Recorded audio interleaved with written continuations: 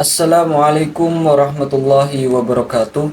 Terima kasih kepada Bapak Dr. Andes Marmono Singgi MSI selaku dosen pengampu manajemen keuangan kelas D dan teman-teman mahasiswa sekalian yang berbahagia.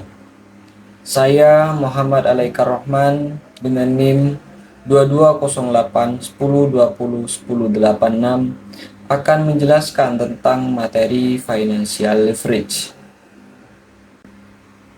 Financial leverage atau leverage keuangan adalah pengukuran risiko keuangan yang timbul dari penggunaan sumber dana yang memiliki beban tetap. Nah, dengan harapan keuntungan yang didapat dari penggunaan beban tetap tersebut bisa lebih besar dari beban tetapnya. Yang dalam hal ini beban tetap tersebut berupa bunga dari modal atau dana yang dipinjam. Nantinya akan meningkatkan keuntungan yang tersedia bagi pemegang saham. Singkatnya, leverage keuangan adalah ukuran risiko keuangan yang timbul dari biaya keuangan tetap. Dengan kata lain, penggunaan financial leverage ini akan diharapkan akan terjadi perubahan laba per lembar saham atau EPS yang lebih besar daripada perubahan laba sebelum pajak atau EBIT. Selanjutnya adalah tingkat leverage keuangan atau degree of financial leverage. Persamaan dari degree of financial leverage ini sebagai berikut. DFL sama dengan EBIT dibagi dengan EBIT dikurangi I atau interest atau bunga.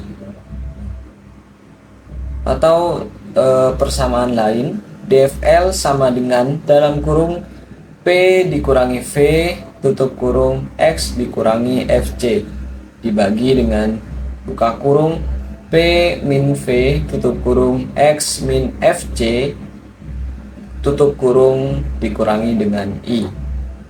Dalam hal ini P adalah harga jual per unit, X adalah volume penjualan, V adalah biaya variabel, FC adalah biaya tetap, dan I adalah bunga. Selanjutnya, hubungan financial leverage dengan operational leverage. Financial leverage dan operational leverage saling berhubungan dalam menganalisis risiko keuangan yang akan timbul. Dalam hal ini, yang pertama, fungsi leverage. Dengan perhitungan leverage operasional, perusahaan dapat memaksimalkan keuntungan yang akan didapatkan dari biaya-biaya operasional yang telah dikeluarkan, dan dengan perhitungan leverage keuangan. Nah, dengan perhitungan leverage keuangan, perusahaan dapat memaksimalkan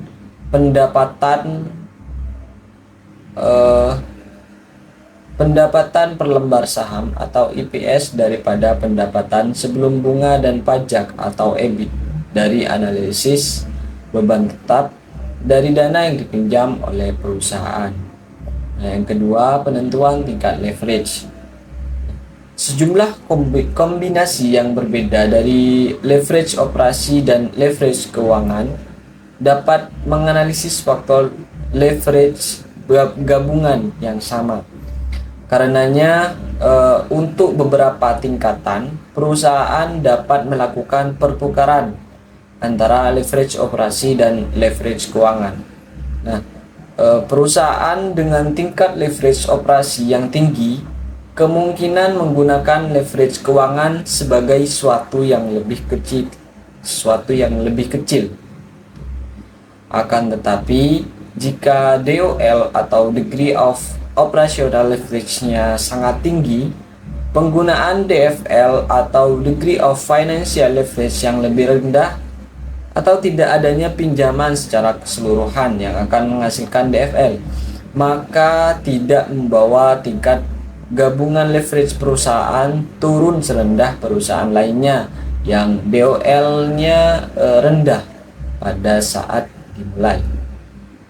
Nah, secara alternatif, Perusahaan dengan tingkat leverage operasi yang rendah akan mencari tingkat leverage keuangan yang tinggi, tetapi tingkat leverage gabungan akan masih lebih rendah dari perusahaan lain yang dimulai dengan DOL-nya yang tinggi. Berikut merupakan contoh soal dari materi financial leverage. Soalnya pada tahun 2022 perusahaan Wayne berhasil menjual 6.000 produk dengan harga per produknya $25 dan biaya variabel per produknya $15 serta biaya tetapnya $50.000. Tarif pajak perusahaan sebesar 40% dan bunga senilai $2.000 per tahun. Nah, berapa leverage keuangan mereka? Nah, dari soal tersebut diketahui jumlah penjualan ini adalah jumlah produk dikali dengan harga per produk, dihasilkan $150.000. Biaya variabel dihasilkan dari jumlah produk yang terjual dikali dengan biaya variabel per produk, dihasilkan $90.000. Nah, dari penjualan dan biaya variabel ini dihasilkan $60.000, yaitu kontribusi margin dari penjualan dikurangi biaya variabel. Dan juga diketahui biaya tetapnya yaitu $50.000. Selanjutnya adalah jawaban. Nah, ini adalah jawaban dari pertanyaan di slide sebelumnya. Tadi diketahui P atau harga per unitnya yaitu $25, biaya variabel per unitnya yaitu $15, jumlah produk yang terjual yaitu 6.000 unit, biaya tetap yaitu senilai $50.000 dan bunga senilai $2.000. Untuk mencari leverage finansial dari soal tersebut dapat digunakan rumus Degree of Financial Leverage atau DFL, yaitu DFL sama dengan EBIT dibagi dengan EBIT dikurangi 1,